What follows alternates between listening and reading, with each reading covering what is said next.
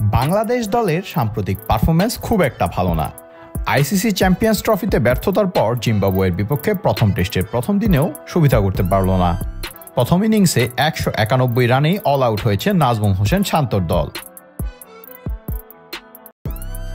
মাঠের ক্রিকেটে ভালো করতে না পারলেও ক্রিকেটারদের চেষ্টায় কমতি দেখছেন না দিন শেষে সংবাদ সম্মেলনে আসা দলের সিনিয়র সহকারী কোচ সালাউদ্দিন। তিনি বলেছিলেন, আমাকে যদি বলেন প্লেয়াররা ভালো করার চেষ্টা করছেন না, এটা ভুল, কারণ আমি কাছে থেকে দেখছি তাদের সেই চেষ্টা আছে, কিন্তু এটার সঙ্গে তো আনুষঙ্গিক অনেক ব্যাপার থাকে।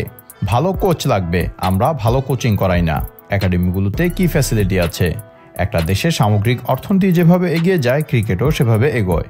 শুধু ক্রিকেটারদের দোষ দিয়ে লাভ নেই, যোগ করেন তিনি।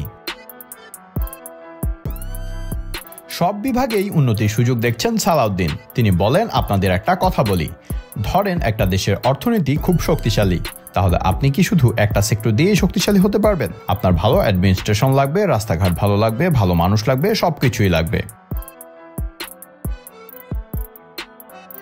শুধু অনুশীলন করে চেষ্টা করলেই হয় না, আরও অনেক কিছুই লাগে, যা আপনাদের সামনে আমি বলতে পারবো না, উচিত না বলা। দ্রুত ভালো করতে হবে, কারণ একটা দেশে ক্রিকেট স্ট্রাকচার কেমন সেটা সেই দেশের জাতীয় দল দেখলেই বোঝা যায়।